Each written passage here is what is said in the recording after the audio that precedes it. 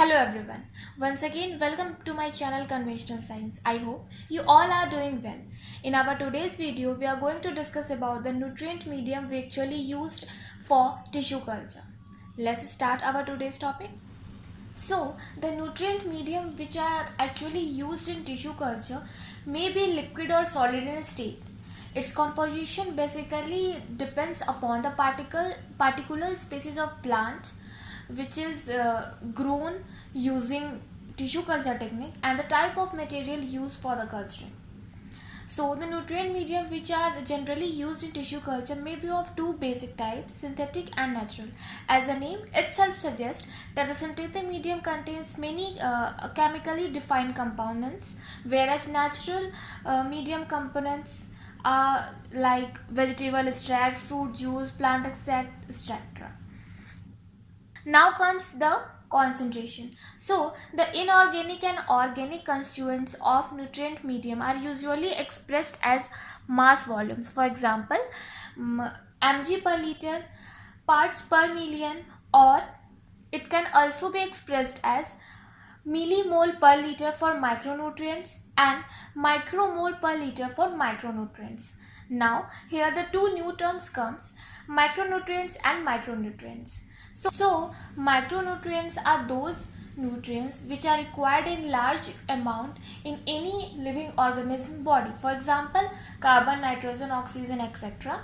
Whereas micronutrients are those nutrients which are required in less amount in living organism's body. So this is the basic difference between macronutrient and micronutrient.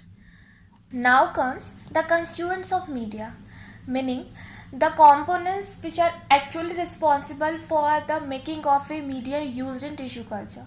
So the components are inorganic nutrients, carbon and energy sources, organic supplements, growth regulators, and solidifying agents.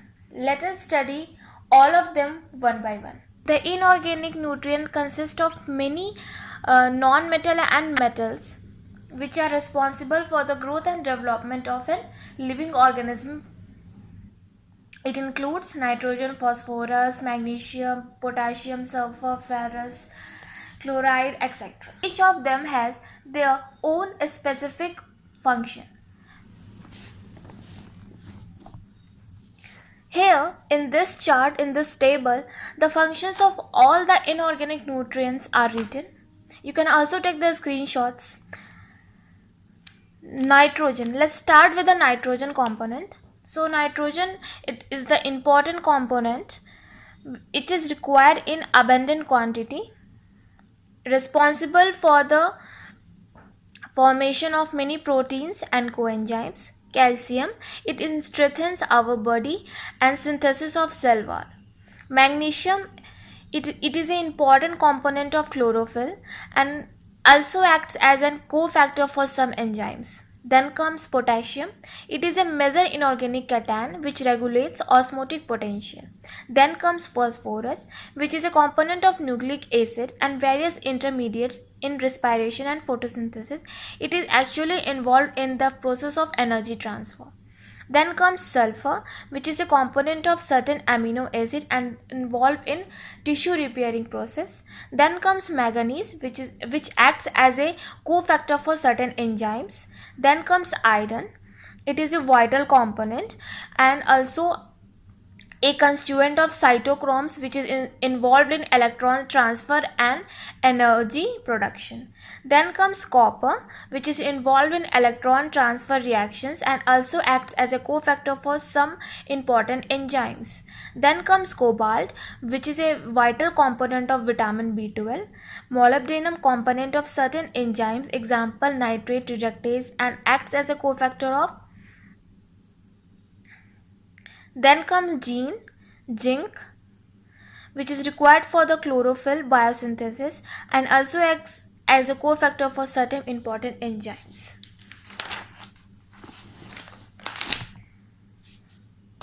Now comes the carbon and energy sources.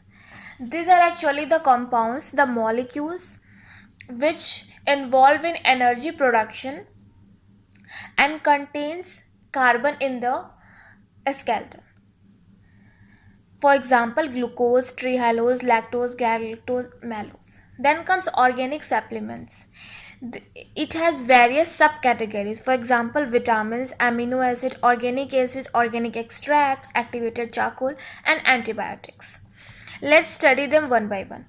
Vitamins. As you know, vitamins are very necessary for our body, although it required in very less amount, but without it the overall development and growth of any organism is impossible. There are many types of vitamins, for example, A, vitamin B, vitamin C. Vitamin A has a scientific name riboflavin. Vitamin B is also known as thiamine. Vitamin E, vitamin C is also known as ascorbic acid. So they all have different roles of their own. Now comes amino acid. Amino acid is actually responsible for the tissue repairing system and also stimulates cell growth. And in tissue culture, the most important function of amino acid is to establish the cell lines. Now here the question comes, what are cell lines? So the cell lines are actually the cultures of animal or plant cells that can be propagated repeatedly. They actually arise from primary cell cultures when primary cell culture are subcultured.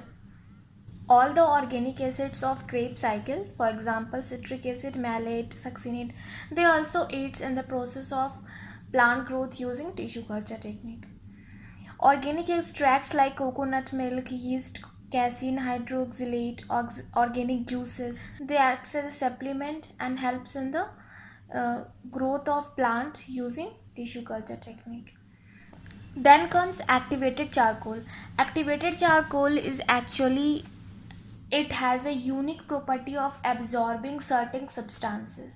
So if the medium contain any type of toxic materials, so with the help of activated charcoal we can remove it out of the medium. So that is the main work of activated charcoal here. Now comes antibiotics. From our very childhood, we all know that what the work of antibiotics are.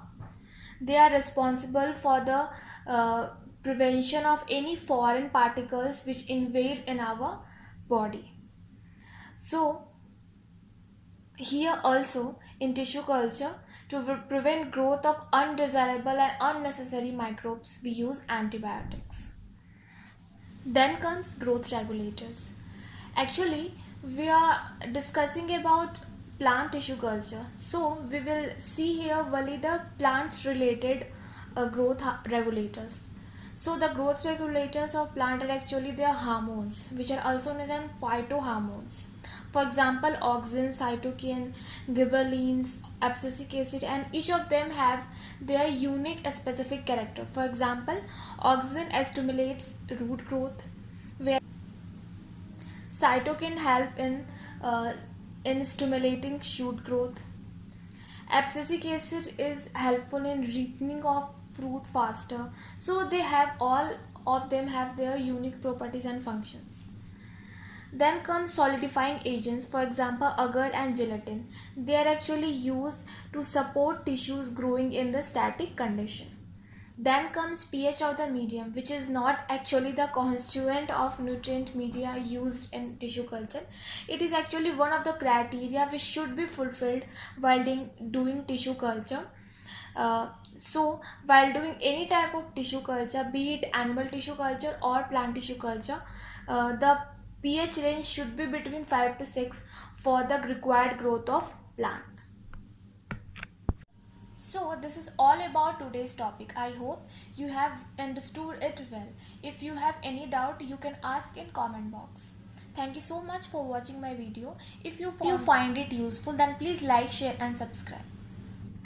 Please do follow my Instagram page Conventional Science for getting the latest update of my videos on my channel. Please guys, I need your support. Do follow me.